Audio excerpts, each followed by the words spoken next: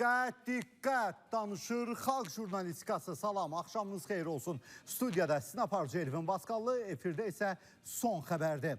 Azərbaycan Respublikasının Prezidenti İlham Əliyev Elçin Nərimanoğlu Hüseynlinin Azərbaycan Respublikasının Hindistan Respublikasında, eyni zamanda Bangladeş Xalq Respublikasında, Butan Krallığında, Maldiv Respublikasında, Nepalda və Şirlanka Demokratik Sosialist Respublikasında fövqəladə və səlahiyyətli səfiri vəzifəsindən geri çağırılması, Elçin Nərimanoğlu Hüseynlinin Azərbaycan Respublikasının İtaliya Respublikasında fövqəladə və səlahiyyətli səfiri təyin edilməsi haqqında sərəncam imzalayıb.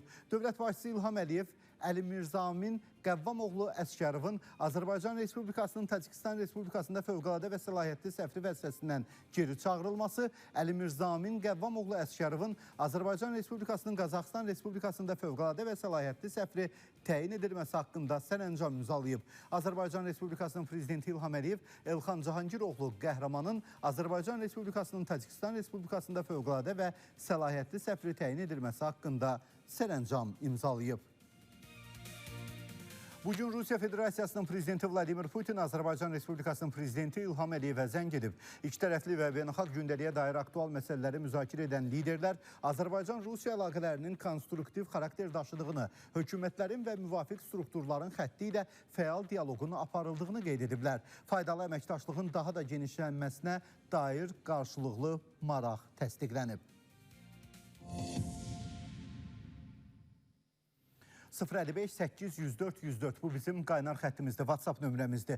Günün 24 saatı, yəni istənilən vaxt sizi narahat edən və maraqlandıran məsələlərlə bağlı video çəkilişi eləyib bizim qaynar xəttimizə göndərə bilərsiniz. Çünki xəbərin sonu yoxdur, amma son ünvanı var və siz də Azərbaycan telemekanının ən maraqlı xəbər buraxılışını son xəbəri izləyirsiniz. Qaynar xəttimizə Sədərəy rayonu Heydərabad qəsəbəsi sakin tərəfindən müraciət daxil olub. Şikayətçinin sözlərinə görə yonca sahəsinin suvarılması üçün ona su verilmir. Mənə verdikləri su bu da budur. Bir dənə su veriblər bura. Keçən ildən buraya indiyə qədər bizə dənə su veriblər. Verdikləri su budur. Beyramda deyirlər, deyirəm suyu artırın. Dünən gecə səhərə qədər veriblər, səhərə qədər 4 put yerdən 2 putun su varmışam. Bura yerə baxsan Allah. Qaynar xəttimizə həmçinin Sumqayıt-Novxanı yolunda işıqlandırma ilə bağlı müraciət də daxil olub. Şikayətçinin sözlərinə görə yol boyunca işıq dirəkləri quraşdırılsa da uzun illərdir həmin ərazidə işıqlar yanmır. Sakinlər problemin həll olunmasını xahiş edirlər.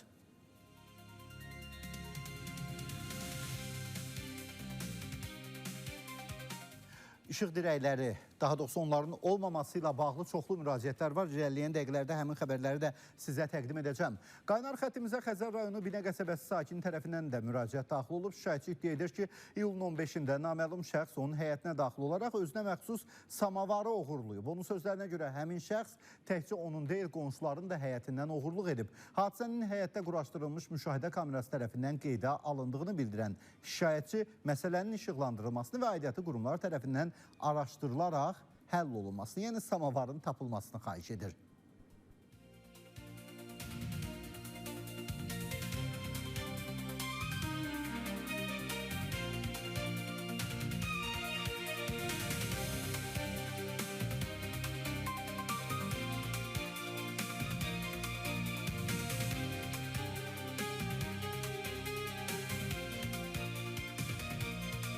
Hər halda bu bir iddiadır və təbii ki, belə olan halda birinci müraciət edilməli olan orqan, instansiya polis orqanıdır. Polisə müraciət olunmalıdır və yəqin ki, şikayətçi də ilk növbədə polisə müraciət edib və etməlidir.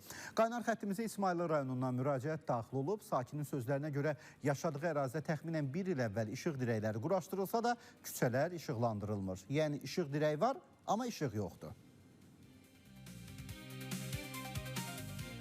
İsmailin demək olar bütün küçələri, hər biri işıq dirəkləri ilə təmin olunur. Amma hal-hazırda qaranlıq olduğuna görə heç bir görünmür. Plus da işıqlandırma sistemi bərbad vəziyyətdədir.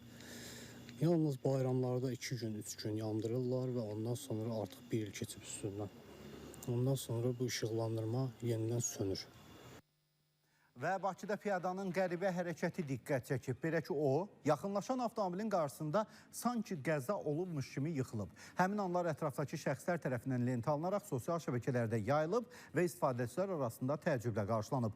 Baş vermiş hadisə polis tərəfindən araşdırılır. Həmin şəxsin saxlanılaraq hüquq-qəzit hərəkətləri ilə bağlı məsuliyyət tədbirləri görüləcək. Bakı şəhərinin Səbail rayonu ərazisində açıq sahədə də yanğın olub. Fövqəladə Hallar Nazirliyinin Dövlət Yanğından Mühafizə Xidmətinin qüvvələri hadisə yerinə cəlb olunub və yanğının söndürülməsi istiqamətində tədbirlər görülüb. Yanğın səhər saat 9 radələrində başlayıb. Sakinlərin iddiasına əsasən güclü külək alovun daha geniş əraziyə yayılmasına səbəb olur. Həmçinin bildirilir ki, Badamdar yolu istiqamətində hərəkətin məhdudlaşdırılması yanğın söndürmə texnikasının hadisə yerinə çatmasını çətinləşdirib. Davam edirik. Siz son xəbəri izləyirsiniz. Xəbərin sonu yoxdur, amma son ünvanı var. O da Space-in son xəbəri.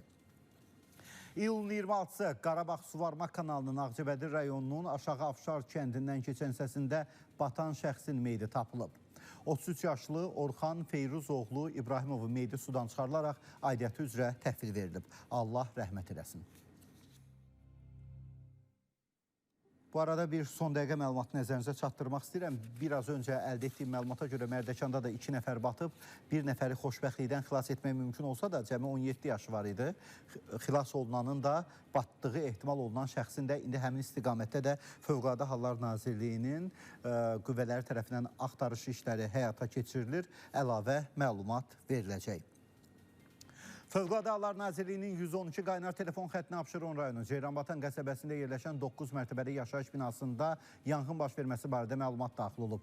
Dərhal əraziyə Fövqəladə Hallar Nazirliyinin Dövlət Yanğından Mühafizə Xidmətinin və Sumqayıt Regional Mərkəzinin qüvvələri cəlb olunub. Yanğın söndürənlərin çevik müdaxiləsi sayəsində 9 mərtəbəli yaşayış binasının elektrik şaxtasında və sayğaclarda baş vermiş yanğın genişləməsinə imkan verilmədən qısa müddətdə söndürülüb. Təhlükəsizlik tədbirləri çərçivəsində Fövqəladə Hallar Nazirliyi qüvvələri tərəfindən bina sakinləri təxliyə olunub.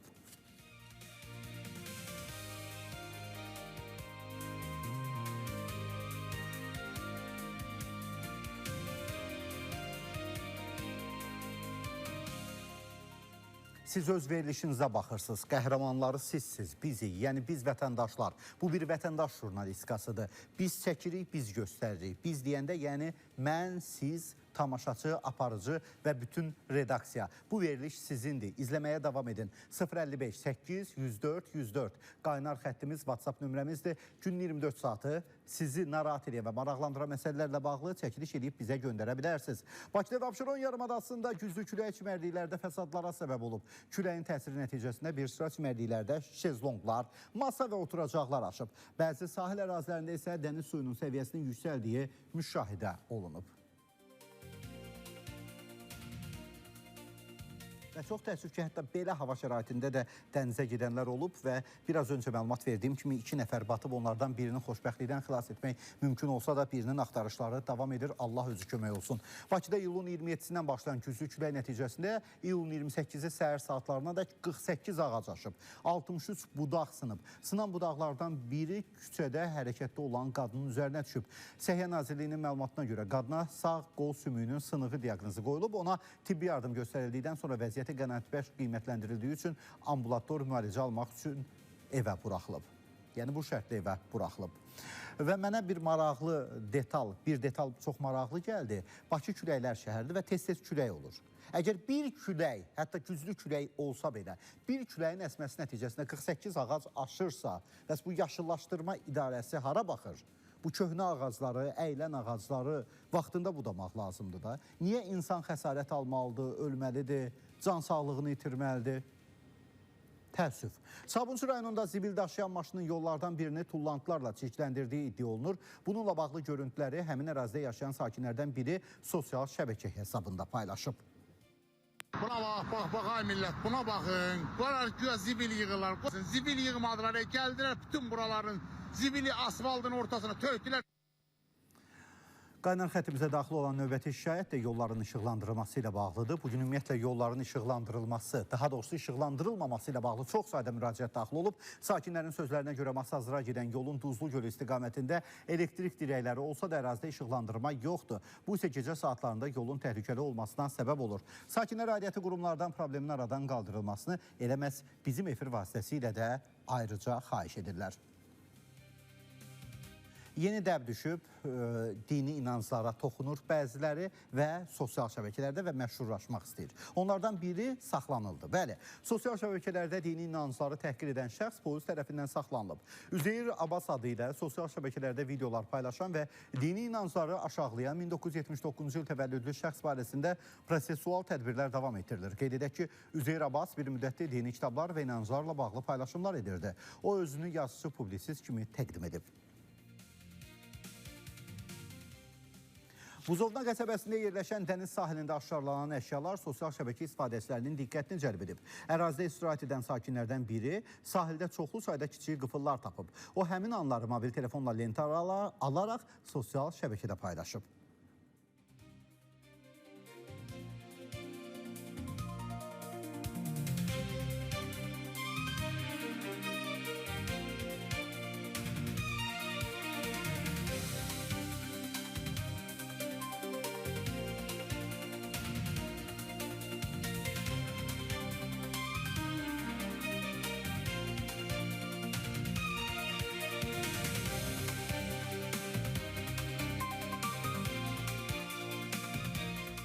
Bir çimərlikdən bu qədər qıfıl tapılıb, kimsə pis əməllər üçün həmin çimərliklərə, daha doğrusu dənizə qıfıllar atıb, indi dəniz çəkildikcə o qara əməllər, pis əməllər üzə çıxır. Yaxınlıqda yerüstü piyada keçidi olmasına baxmayaraq, bəzi piyadalar yolu nəzərdə tutulmayan hissədən keçməyə üstünlük veriblər. Bu cür davranış həm piyadaların öz həyatı üçün təhlükə yaradır, həm də sürücüləri riskli vəziyyətlə qarşı-qarşıya qoyur.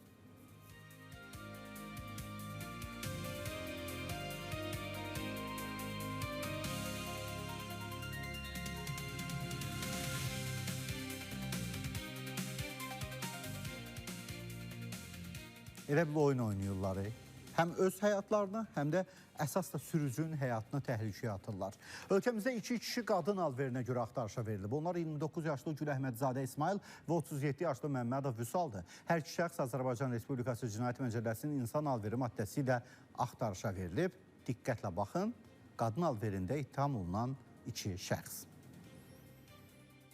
İdraç liseyində müəllimin güllələnməsində ittiham olunaraq həbs edilən yeniyetmənin atası barədə qərar verilib. Qərara əsasən təqsirləndirilən Samir Şirinov Cinayət Məcəlləsinin 230-cu maddəsində nəzərdə tutulmuş cinayət əməlini törətməkdə təqsirli bilinib və ona aylıq qazancından dövlət nəfinə, yəni dövlətin xeyrinə 20% məbləğində pul tutulmaqla 2 il müddətə islah işləri cəzası təyin edilib. Qaradağın Sahil qəsəbəsi Emin Quliyev 7 küçəsi artıq 7 aydır qaranlığa qərq olub. Bir nömrəli fərdi yaşayış evindən 25 nömrəli evədək küçə işıqları yanmır. İşıqların yanmaması xüsusilə axşam saatlarında ciddi narahatlıq yaradır. Küçədə sahibsizliklər olur, yaşlı sakinlər rahat hərəkət edə bilmirlər. Evlərin önünə ancaq maşın keçəndə işıq düşür.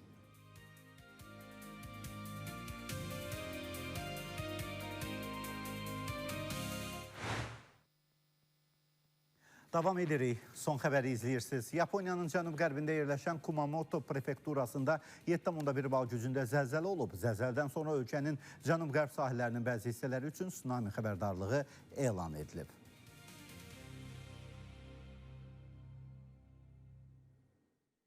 Yaponiyanın Küsü adasında da baş verən 7,1 bal gücündə zəlzələ nəticəsində yanğın olub, yollar, körpülər və binalar zədələnib. Bir sıra ərazilərdə isə elektrik enerjisinin verilişi dayanıb.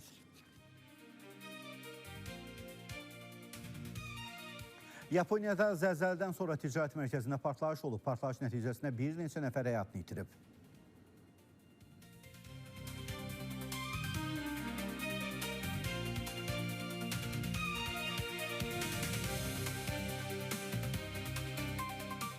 Və Ukrayna mənbələrinin yaydığı görüntülərdə idarə olunan kiçik FPV dronlarının döyüş əməliyyatlarında tətbiq edildiyi əks olunur.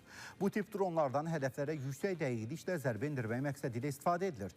Görüntülərdə diqqət çəkən məqamlardan biri isə bəzi FPV dronlarının gecə görmə kameraları ilə təchiz olunmasıdır. Bu avadanlığın dronların gecə saatlarında da müşahidə və əməliyyat imkanlarını artırdığı qeyd olunur.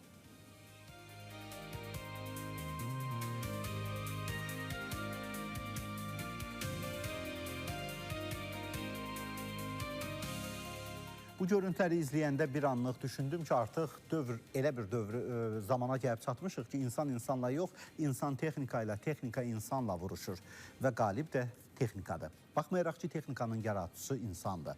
Dünən gecə yerli vaxtla 20:30-dan bugün səhər 06:30-a qədər Moskva vilayətinə doğru 390-dan çox PUA uçub. Bu barədə Moskva meri Sergey Sobyanin məlumat verib. Onun sözlərinə görə PUA-ların əksəriyyəti şəhər kənarında hava hücumundan müdafiə qüvvələri tərəfindən zərərsizləşdirilib. Həm də məlumat verilib ki, Çexov şəhərində yerləşən zavod və Wildberg ambarı vurulub.